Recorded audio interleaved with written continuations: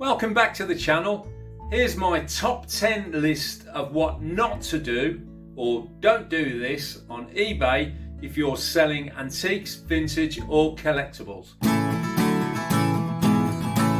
Tip number 1, don't overpay for your items in the first place. If you watch my previous video about profit margins on eBay, you'll understand why. It's really important to get that purchase price correct in order to guarantee you a profit when you sell your antique, vintage or collectible item on eBay. It's stating the obvious, I appreciate that, but you can get carried away at an auction or at a flea market or boot. So it's really important to draw in the reins when you're out there hunting for your items. Tip number 2, don't list what I call tat for the sake of it. Now, tat is probably an emotive word, might upset some people, but for me, purely listing items for the sake of it to get the number of listings up in your store or shop is just not worth it if it's not going to sell. The eBay algorithm looks at how many views you're getting, how many watches you've got on each item, and it's one of the factors that dictates how high up the list your item will be on an eBay search page.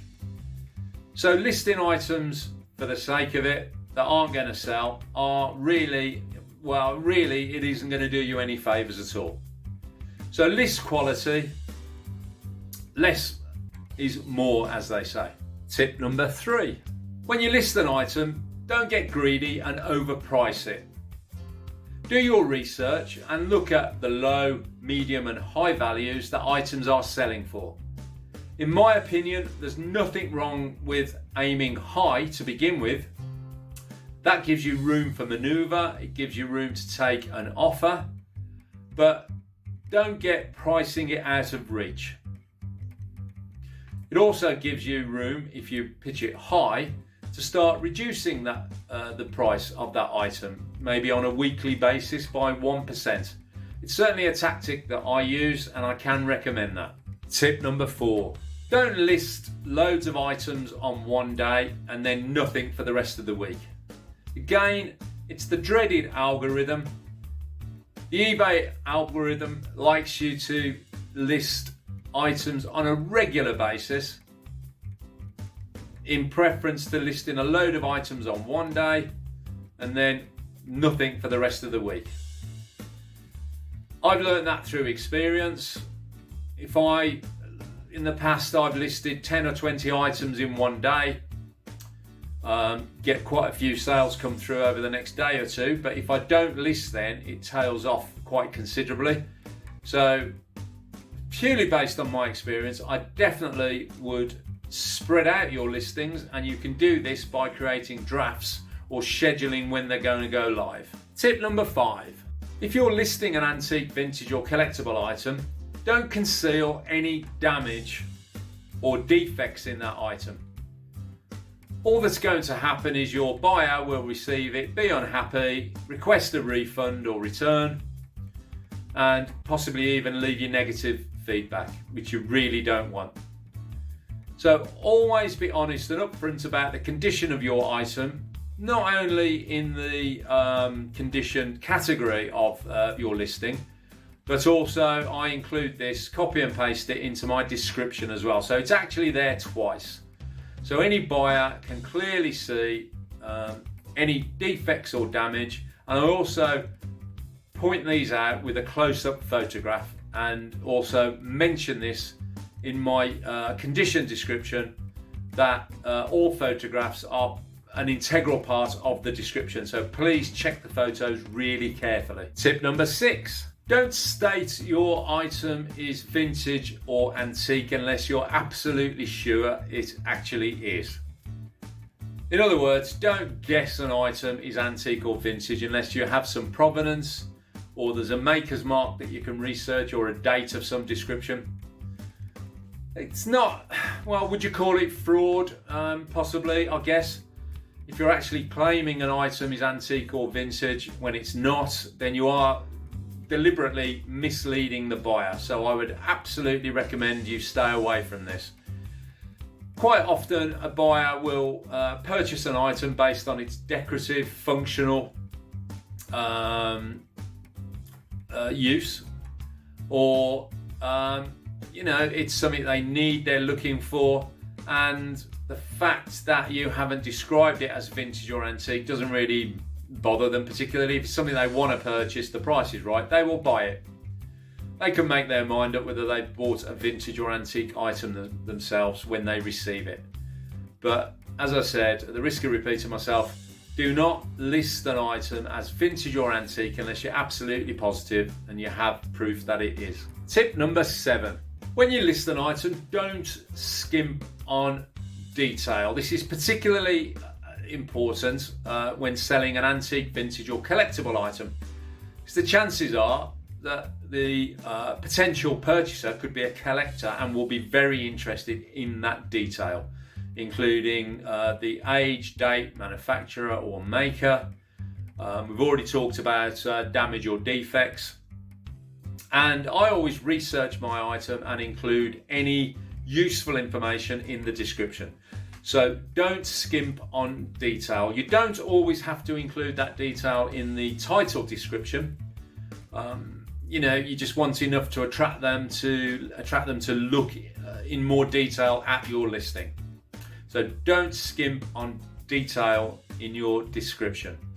And this also applies to making sure you use up your 12 photographs for each listing. Tip number 8. If you're new to selling on eBay, don't guess the postage. Try and get a good idea of how much it will cost to post or ship your item by weighing it in advance with a box and some packaging, because you really don't want to get caught short on the postage or shipping charge. If you use the eBay Packlink service, then there are fixed categories, weight and size that you'll slot into, so therefore your postage charge will be fixed, and you can also choose whether you insure an item or not. And I've already mentioned in a previous video that if your item is over 50 years old, then there's not much point in going for the full insurance, because they're not going to pay out anyway, because they don't insure vintage items over 50 years old, and I don't believe they insure glass or ceramics anyway. So that's a little bit of a going off tangent there, but don't guess your postage and shipping. Always get a really good idea before you list it, and then you can get an accurate postage quote as part of your listing. Tip number 9. Don't ignore customer questions or inquiries that you get through the eBay message platform. You never know, by ignoring a question you might miss on a sale. It's a bit of an obvious statement to make. In fact, a lot of these don't do this. Recommendations are obvious, but it's amazing how many people ignore them or just think they're not important. So always respond to a potential buyer, because it's good customer service and it could lead on to actually making a sale and the buyer being confident in your customer service and possibly follow you or your shop. And by that I mean yourself as a private seller, if that's what you are, or as a business seller if you have a shop or store. Finally, tip number 10.